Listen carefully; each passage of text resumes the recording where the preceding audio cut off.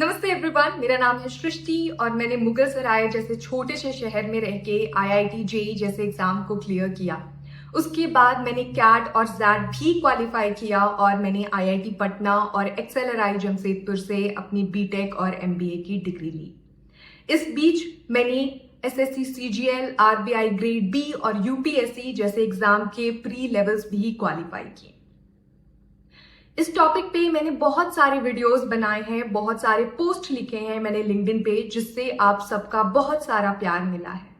लेकिन आज मैं इसी सोसाइटी की एक हार्श रियलिटी आपको बताने वाली हूँ। ये जो भी डिग्रीज मैंने आपको बताई, जिन भी एग्जाम्स को मैंने मेंशन किया, उसको क्वालिफाई करना one of the toughest challenge है पूरी दुनिया में। इन एग्जाम्स को पूरी दुनिया का सबसे टफेस्ट एग्जाम समझा जाता है। इनको क्वालिफाई करने का परसेंटेज 0.5% होता है, यानी कि 2000 बच्चों में से एक बच्चा सक्सेस पाता है और बाकी जो 1999 बच्चे हैं उनका क्या होता है। आज हम उसके बारे में बात करेंगे कि कैसे सोसाइटी इनको अप्रिशिएट करना और रिकॉग्नाइज करना तो दूर की बात है, इनको बिल्कुल फेलियर घोषित कर देती है।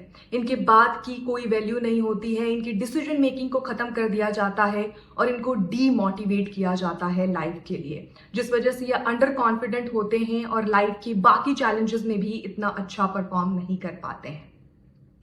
तो स्टार्ट करते हैं। जर्नी शुरू होती है जब आप बच्चे होते हैं, आप स्कूल जाते हैं। आपके पास दो रास्ते होते हैं, या तो आप एक सरकारी स्कूल जाएं जहां पे फीस तो कम होती है लेकिन एजुकेशन की क्वालिटी बहुत ही खराब होती है, या फिर आप प्राइवेट स्कूल अफोर्ड करें जहां पे फीस बहुत ही ज्यादा होती है। एक मिडिल क्लास बच्चा, एक एवरेज बच्चा इसी स्ट्रगल में फंसना शुरू हो जाता है।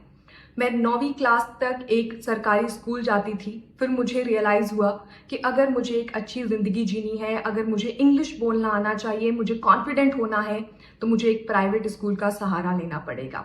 आज से 10 साल पहले मुगलसराय के अंदर इस प्राइवेट स्कूल की फीस थी 2000 रुपए पर महीने।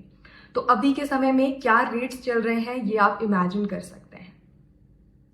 स्कूल खत्म होते ही 17 साल की उम्र में आपको IIT JEE, NEET, CUET, LLB जैसे टफ एग्जाम्स को फेस करना होता है, जहां पे सक्सेस रेट 1% से भी कम होता है। आईआईटी जेईई में 20 लाख बच्चे बैठते हैं और 10,000 सीटों के लिए compete करते हैं। नीट में भी सिमिलर ही सिचुएशन होती है। बच्चे सालों साल ड्रॉप करते हैं, कोचिंग माफिया इनको ड्रीम्स दिखाते रहते हैं कि एम्स और टॉप मेडिकल कॉलेजेस के अलावा और कोई चांस ही नहीं है आपका लाइफ में सक्सेस पाने का, जो कि एक बहुत ही नैरोड और रॉन्ग विजन है। आप इन एग्जाम्स को देने के बाद कॉलेज जाते हैं जहां पे एक बहुत ही हाई फीस आपसे ली जाती है। आईआईटीज की फीस एक जनरल कैंडिडेट के लिए लगभग 13 से 14 लाख रुपए है। तो एक तो आप इतनी टफ एग्जाम को क्वालिफाई करके गए हैं और वहां पे आप 14-15 लाख रुपए अफोर्ड कर पाओ, ये भी जरूरी है। इसको करने के बाद 4 सालों के बाद आपको रियलाइज होता है कि आपने जो एजुकेशन ली है, 5 साल आपने जो मेडिकल कॉलेज में बिताए हैं, उसकी रियल लाइफ कोई वैल्यू नहीं है। आपने कोई हार्डकोर स्किल, कोई अच्छी स्किल सीखी ही नहीं है। इंजीनियरिंग के बाद आप नौकरी लेने के लायक ही नहीं हो, तो आप हायर एजुकेशन के लिए जाते हैं। आप एमबीए, एमटेक या फिर बाहर से एमएस करने के बारे में सोचते हैं, जिसकी फीस के तो कहने ही क्या। बाहर से एमबीए करने में लगभग 1 करोड़ रुपए, भारत में आईएम्स की फीस 30 से 40 लाख रुपए है और बाकी डिग्रीज का भी सिमिलर सिचुएशन है। अगर आप सोचते हैं कि आप इन चीजों से बच जाएंगे, तो सरकारी नौकरी जैसे कि SSC, CGL, RBI grade B और यूपीएससी की रियलिटी मैं आपको बताती हूँ।